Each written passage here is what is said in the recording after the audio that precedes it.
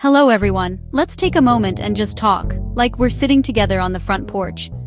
I want to talk about something that touches so many of our communities, something that worries us as parents, as neighbors, and as friends.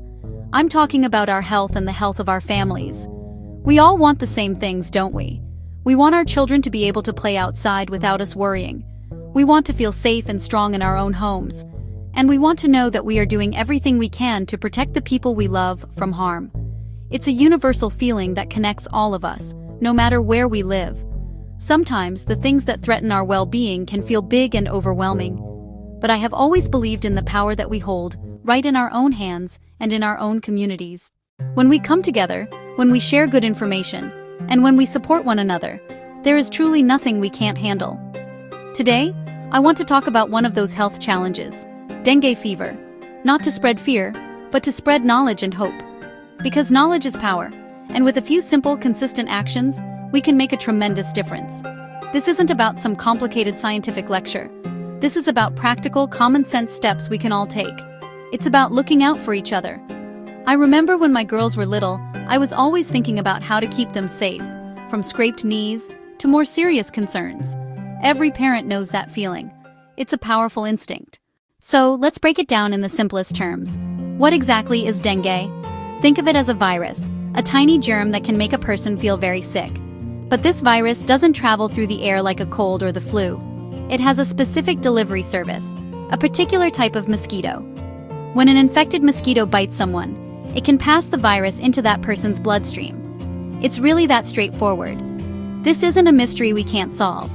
Understanding this simple fact is the first step toward stopping dengue in its tracks, because it tells us exactly where we need to focus our attention. On the mosquito. The mosquito we're talking about is called the Aedes mosquito. This one is most active during the daytime, especially in the early morning and late afternoon. It's not hiding deep in a forest.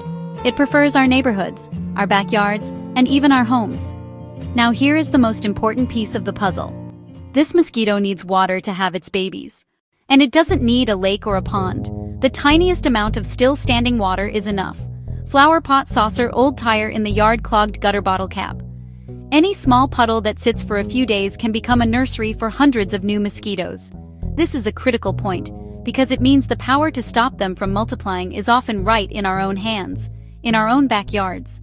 By understanding that dengue is spread by a daytime biting mosquito that lays eggs in small pockets of water near our homes, we've already unlocked the secret to preventing it. It's not about fighting some invisible enemy. It's about managing our immediate environment.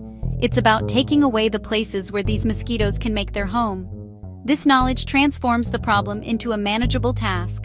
Control the water, control the mosquitoes, and you control the spread of dengue. As with any health concern, one of our greatest tools is our ability to listen to our own bodies and to pay attention when a loved one says they don't feel well. Knowing the signs of dengue is so important. Getting help at the right time can make all the difference. For most people, dengue starts like a very bad flu. You might suddenly get a high fever. Along with fever comes a severe headache, sometimes with pain behind the eyes. Beyond headache and fever, the body can feel incredibly sore, intense pain in muscles and in joints. This is why it's called breakbone fever. A few days in, a skin rash may appear. These are common signs of dengue. For many, it passes with rest and care at home. But never ever dismiss these symptoms. Take them seriously from the start. In a small number of cases, dengue becomes severe, a medical emergency. If the fever drops but the person gets worse, pay close attention. Watch for severe stomach pain. Watch for persistent vomiting. Look for bleeding from the nose. Look for bleeding from the gums. Look for blood in vomit or stool. Other danger signs: feeling very weak, feeling dizzy, having trouble breathing. If you see any of these, get medical help immediately. Go to the nearest clinic or hospital. There is no specific cure for dengue. Care supports the body as it fights the virus. For severe dengue, supportive care, fluid management, and vital sign monitoring in hospital is life-saving. Early action is the most critical factor for full recovery. So please, listen to your body and don't hesitate to seek help. We've talked about what dengue is and what it feels like, but now let's shift to the most hopeful and empowering part of this conversation: prevention. I truly believe that an ounce of prevention is worth a pound of cure, and that has never been more true than with dengue. Since there is no specific medicine to make the virus go away once you have it, our greatest power lies in making sure we don't get it in the first place. This is where we can all become heroes in our own homes and neighborhoods. It's about taking proactive, simple steps to protect ourselves and our families.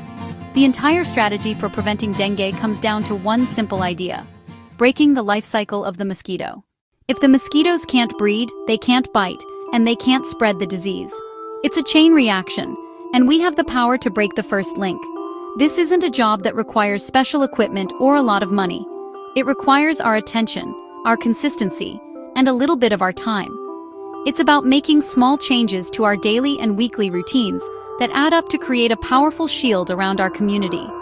To keep our families healthy, we have to regularly remove the places where mosquitoes can grow. The core of this work is eliminating standing water. Now think bigger: water tanks, drums, cisterns. Cover them tightly with lids so mosquitoes can't get in. Check roof gutters, check drains, clear leaves so water doesn't back up. Decorative plants that hold water, like bromeliads, flush them with a hose at least once a week, or replace them with non-water holding plants. This weekly search and destroy mission is the foundation of dengue prevention. It's a habit, like brushing your teeth or making your bed. Make it routine, and it becomes second nature. It takes just a few minutes, but the impact is enormous. Every container you empty, every gutter you clear, and every tank you cover is a direct blow against dengue. You're not just cleaning your yard, you're protecting the health of your children, your partner, and your neighbors. This simple, consistent action makes your home the sanctuary it is meant to be. We are actively building a defense, layer by layer, managing our environment, protecting our bodies, securing our homes. Each step is a piece of the puzzle. Together we create a community that is resilient and safe. While managing the environment around us is our most powerful tool, we also need another layer of defense: personal protection. This is about creating a direct barrier between the mosquito and our skin. Think of it as putting on a shield before you head into the world. One of the simplest things we can do is choose our clothing wisely. Wearing long-sleeved shirts, long pants, and light-colored clothing is a good choice. For any skin that is still exposed, using an insect repellent is a safe and effective way to keep mosquitoes away. Look for repellents approved by health authorities, DEET, picaridin, or IR3535. It's very important to read the label and follow the instructions exactly.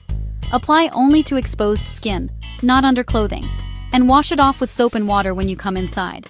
For our little ones, be extra careful. Check product labels for child safety and age guidelines. Never apply repellent to a child's hands, eyes, or mouth. We need to make our homes a no-fly zone for mosquitoes. Use screens on your windows and doors. Repair any holes or tears. Use air conditioning when available. Mosquitoes dislike cool, dry air. For rooms without screens or AC, especially bedrooms where children may rest, for bedrooms where sick family members may rest, sleeping under a mosquito net provides an essential safe space. Timing is everything. Aedes mosquitoes are most active at dawn. Aedes mosquitoes are most active at dusk. Be extra vigilant at those times. If children play in the late afternoon, ensure protective clothing and repellent. If you work in the garden in the early morning, take the same precautions.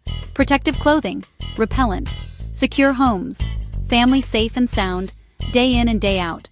This preventive mindset moves us from worry to action, actively building our defense, layer by layer. I know we've covered a lot, and it can be helpful to have a simple way to remember the most important actions. Public health experts created the 4S strategy. Show the 4S infographic. It's a powerful checklist that summarizes what we must do. Let's walk through it together. It's simple, it's clear, and it works. Write it down. Put it on your refrigerator. Share it with your neighbors as a reminder. The first S is search and destroy. Actively search and destroy mosquito breeding sites. Empty and scrub water containers. Turn over empty buckets. Cover water tanks. Keep gutters clean. This stops the problem at its source. Make it a family habit to reduce local mosquitoes. The second S is self-protection. Wear long sleeves and pants, light-colored clothing, apply approved repellent, secure your home with screens, or use a mosquito net. The third S is seek early consultation. If you develop a fever, a severe headache, or body pain, seek medical advice promptly. The fourth and final S is support community efforts. This reminds us we are not in this fight alone. Cooperate with local health authorities for fogging and support other control measures. Participate in neighborhood cleanup drives. Share accurate information with your neighbors. Encourage them to join the 4S effort. As parents and caregivers, we have a powerful instinct about our loved one's health. Trust that instinct. Know when to manage dengue at home, and know when to seek professional medical help. Most dengue cases are uncomfortable but not life-threatening. Many people recover safely at home with the right supportive care. That care focuses on two things: rest, hydration. Drink plenty of fluids. Water is good. Oral rehydration solutions are better. Soups and broths, fresh fruit juices. For fever and aches, use only acetaminophen. Avoid aspirin, ibuprofen, and other NSAIDs. They raise bleeding risk. I'll repeat the warning signs because they're critical. These often appear after the fever starts to drop. Don't be misled. Severe abdominal pain that won't go away. Vomiting several times in a few hours. Unusual bleeding from the nose or gums. Blood in vomit or stool. Feeling extremely tired. Feeling restless. Difficulty breathing. If you notice any of these, act immediately. Let your instinct kick into high gear. Do not wait. Do not hope it will get better on its own. These signs mean severe dengue and need hospital care. Go to the nearest clinic or emergency room now. The medical team can provide life-saving supportive care. Trust your gut and act fast. It's one of the most loving things you can do. We have walked through this challenge together. I hope you feel what I feel, a sense of hope and empowerment. Dengue is a serious concern, but it is not an unbeatable force. The power to protect our families and our communities is truly in our hands. It lives in the simple, consistent choices we make every single day. It lives in the weekly habit of searching our yards and emptying containers of water. It lives in the simple act of putting on long sleeves and applying repellent before our kids go out to play.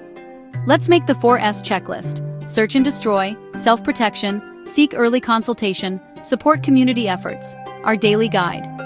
Teach it to your children, share it with your neighbors. Let's get to work and let's stop dengue together. Thank you.